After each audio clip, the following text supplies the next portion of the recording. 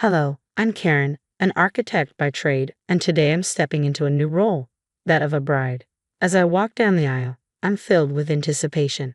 Every detail of our wedding, from the vibrant flowers to the meticulously curated playlist, reflects my careful planning.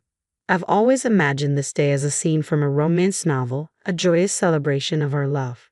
At the altar stands Terry, my soon-to-be husband, an engineer whose practical nature beautifully complements my artistic spirit. Together, we seem like the perfect match, each of us enhancing the other's strengths.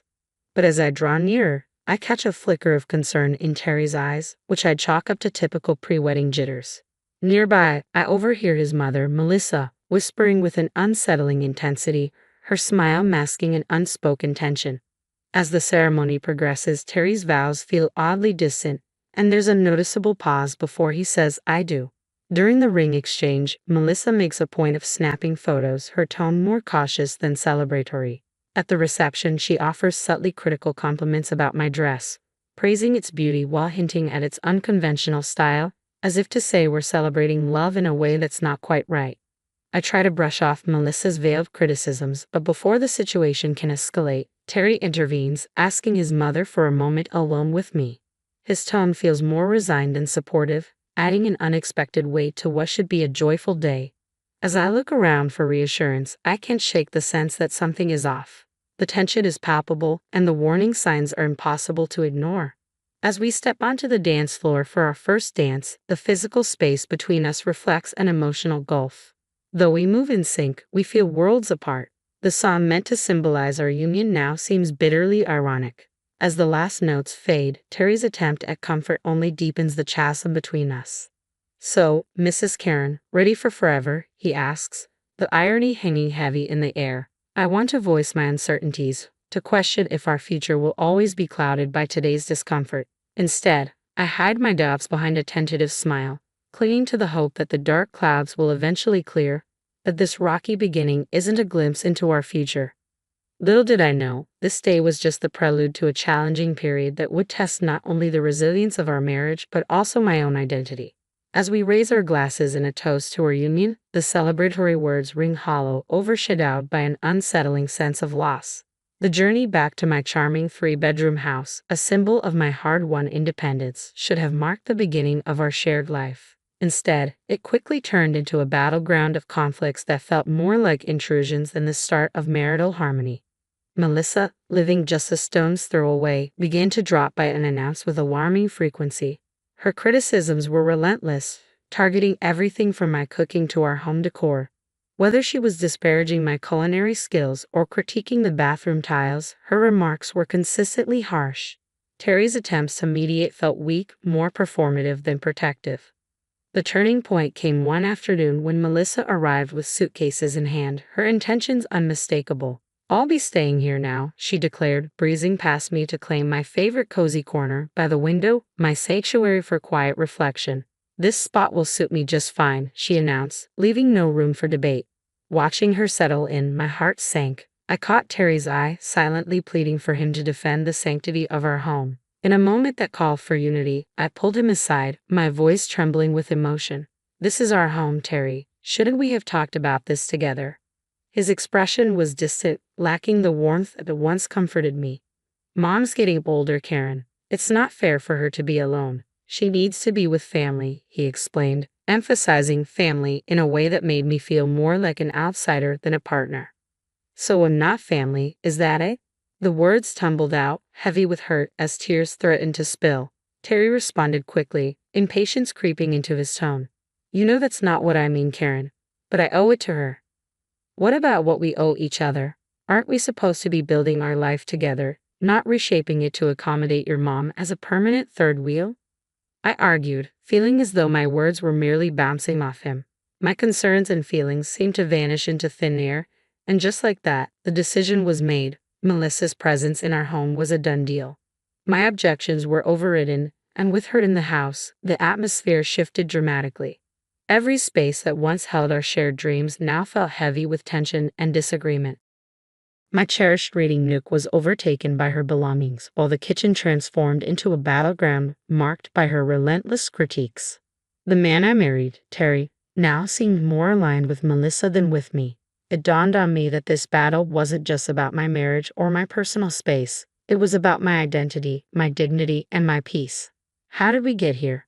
How have my desires, my space, and my voice become secondary to Melissa's preferences? The transformation was stark. My beloved Nuke became a symbol of her encroachment, the kitchen a venue for her endless criticism, and my husband felt like a stranger, siding with what seemed to be an adversary. This was only the beginning. A life already filled with challenges spiraled into a relentless nightmare. The oppressive atmosphere in our home mirrored the diminishing of my own voice and space. Amidst this mounting tension, a discovery brought everything into sharp focus. The unmistakable sight of 2 lines on a pregnancy test. It signaled the start of a new life, yet in the chaos, the news should have been a joyous revelation. Instead, the heavy air around me felt suffocating. As I held the test, my hands trembled with a mix of excitement and dread.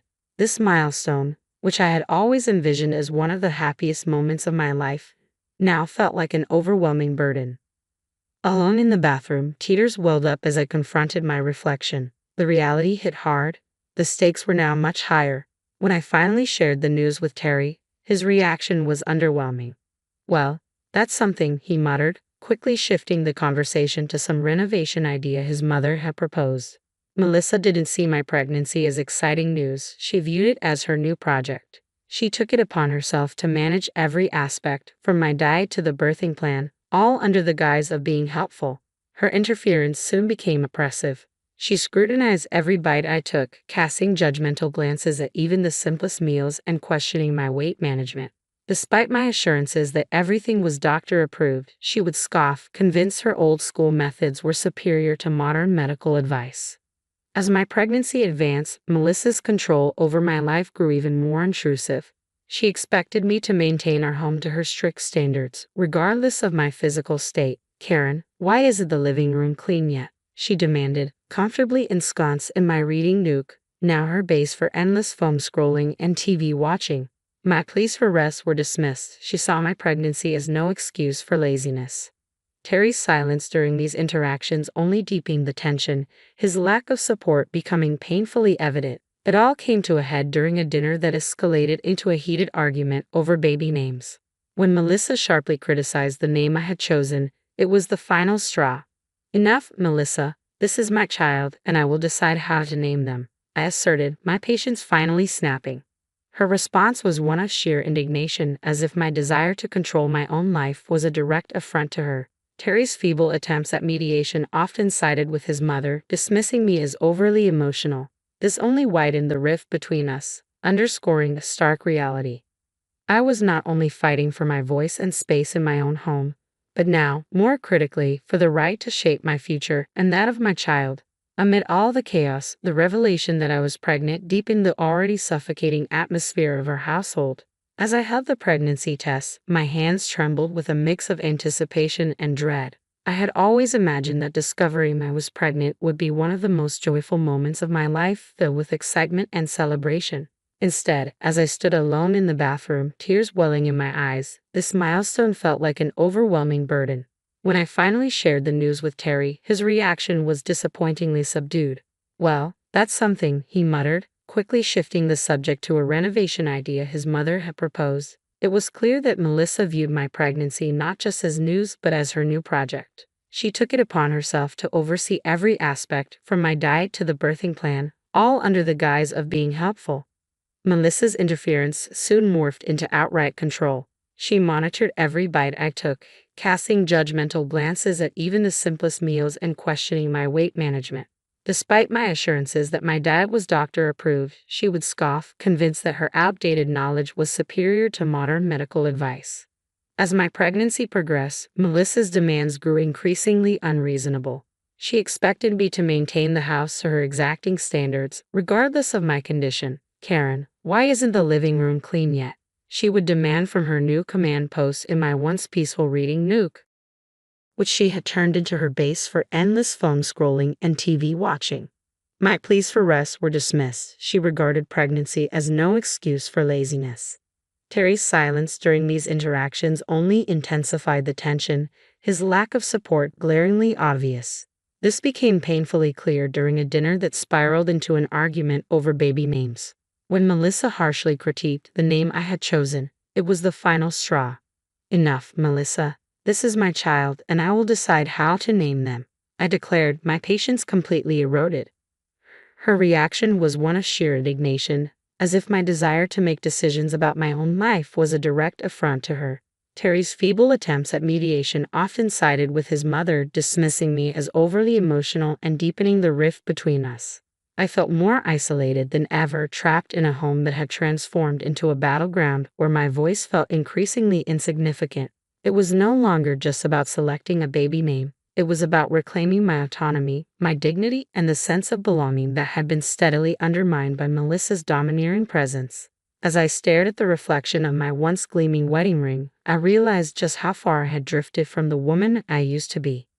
I barely recognized the woman staring back at me, a woman who was slowly losing everything she held dear, her sanctuary, her self-respect, and most painfully, her resolve to stand up for herself. During one of our tense confrontations, Melissa, filled with a vindictive sense of triumph, delivered a blow that shifted everything. She insinuated that perhaps I didn't belong in their family if I couldn't handle a simple disagreement. The most excruciating part was Terry's silence. His lack of response felt deafening, reinforcing the harsh reality that this struggle had been my life for far too long. Days blurred together as I moved through a house that felt increasingly foreign, clinging to the only glimmer of hope I had left, the life growing inside me. Yet even this small comfort felt under siege in the toxic atmosphere that surrounded us. The tipping point came on a cold evening during yet another fraught family dinner. Despite my best efforts to prepare a flawless meal, Melissa's criticisms were relentless, attacking everything from the seasoning to the execution. Each harsh word struck like a physical blow, slowly eroding my already fragile confidence. But it was her next taunt, questioning my capability as a mother based on my supposed failure to manage household chores, that cut the deepest. Terry's quiet acceptance of her words became the final straw. Fueled by a potent mix of pent-up resentment and sheer desperation, I found my voice. Step it up. I've been carrying our child, managing our home, and enduring endless criticism from your mother. And you're telling me to step it up? The shock on their faces was palpable, but I was past caring. For too long, I had allowed myself to be diminished and demeaned. In that moment, I reclaimed my voice. I'm done. I can't do this anymore. The clarity of my decision sliced through years of suppressed feelings like a beacon of light. It was a declaration of my refusal to endure any further disrespect or emotional torment. I was ready to fight for myself, for my child, and for a future free from the shadows that had darkened my life. My voice trembled with emotion, yet I remained resolute. I refused to raise my child in an environment where their mother is constantly undermined. If this is your idea of family, count me out. My words rang with finality as I rose from the dinner table, leaving their stunned silence behind. Gathering only the essentials, I made my way to the door, my hands trembling as I reached for the handle, eager to escape the oppressive atmosphere. Melissa, ever the provocateur, seized the moment to deliver her most cutting remark yet. And where do you think you're going? This is Terry's house, not yours. Pausing, I turned to face her, my resolve strengthening. This house is mine. I bought it. I decide who stays and who goes. Terry's voice broke through, laced with desperation. Karen, please, let's talk about this. But I was beyond negotiation. There's nothing left to discuss. I replied, my tears reflecting the agony of my decision. Stepping out into the cold night felt like the start of a new chapter, one filled with uncertainty but also tinged with a profound sense of liberation. The closing door behind me marked the end of a tumultuous saga, a final farewell to a life I could no longer endure. With each step, a mix of pain and determination coursed through me, fueled by an urgent need to reclaim my autonomy. The journey to my parents' home was a blur of cold exhaustion and heart-ache. Just moments from the sanctuary of my childhood, I stumbled and fell to the ground. The physical pain was a mere echo of my inner turmoil. Yet rather than deterring me, this fall only strengthened my resolve. Arriving at my parents' doorstep, the concern on their faces mirrored the gravity of my situation. As they rushed me to the hospital, I realized that this moment of vulnerability marked not just an end, but also a new beginning. Lying in the hospital bed, coming to terms with my reality, I understood that returning to my former life was no longer an option. This breaking point was a crucial step toward reclaiming the life and dignity that had been stripped away from me, a painful yet necessary transition toward healing and independence. The clarity that comes with pivotal moments was profound, illuminating the path forward from the shadows of my troubled past to a future I would shape myself. Amidst a whirlwind of emotions, I stood surrounded by the comforting yet anxious presence of my parents. Their silent worries spoke volumes about their fears regarding the true state of my marriage, now starkly revealed in its troubled depths. Breaking the heavy silence, my mother voiced her concern, her words heavy with the weight of unfolding reality. "Karen, dear, what's your plan now?" "Unsure yet resolute," I replied. "I'm not sure, Mom, but one thing's for sure. I can't go back to that life. Not now, not ever." My declaration rang with newfound determination. My father, who had been pacing anxiously, paused to offer reassurance. He emphasized their unwavering support, regardless of my decision, and urged me to consider not just my future, but also the child growing inside me. His words prompted a silent acknowledgement from me. My mind had been a battleground of uncertain scenarios, each fraught with the possibility of a fresh start. Then, the unexpected buzz of my phone shattered my resolve. A message from Terry, a plea for communication. To me, his timing felt like a door long closed. His words hung unanswered in the void as I powered off my phone, symbolically ending our dialogue. My next steps became clear, marked by action rather than words. Consulting a family lawyer was my first decisive act toward untangling the turmoil of my marriage. With my parents' unwavering support, we navigated the cold, legal breakdown of our union, discussing divorce, custody arrangements, and financial support. Despite the sterile nature of these discussions, they empowered me, marking the initial steps towards seizing control of my destiny and securing the well-being of my unborn child. Within a week, Terry and Melissa received the formal notices, divorce papers for Terry and an eviction notice for Melissa from the home that was legally mine. Alongside these notices were demands for substantial child support and compensation for the emotional turmoil I had endured. Though drastic, these actions were imperative, severing the ties that had long bound me to a life of despair. When I finally re-engaged with my phone, it was inundated with Terry's attempts to reconnect. His messages were a mix of regret and pleas for reconciliation, but the wounds from nights of humiliation, years of neglect, and Melissa's calculated malice, silently endorsed by Terry, ran too deep. The fleeting temptation to entertain his overtures was quickly overshadowed by the memory of my enduring pain. This moment wasn't just about closing a chapter, it was about reclaiming my narrative where the shadows of the past no longer dictated the brightness of my future. The love I once had for Terry was now eclipsed by the grief of our crumbling marriage. Taking decisive action, I cleared away every trace of him from my life. I deleted his messages, erased his contact details, and blocked him on all social media. To me, Terry had become a chapter of my past, a distressing period I was more than ready to leave behind. I knew the road ahead would be fraught with challenges.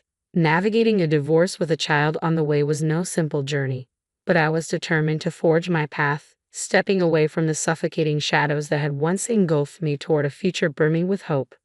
On the day of the court proceedings, the room was filled with a sterile chill typical of spaces where fates are decided. Seated beside me, my lawyer radiated confidence, while my parents offered silent yet steadfast support from behind. Across the aisle, Terry appeared lost, slowly coming to terms with the reality before him, while Melissa's expression shifted between shock and defiance.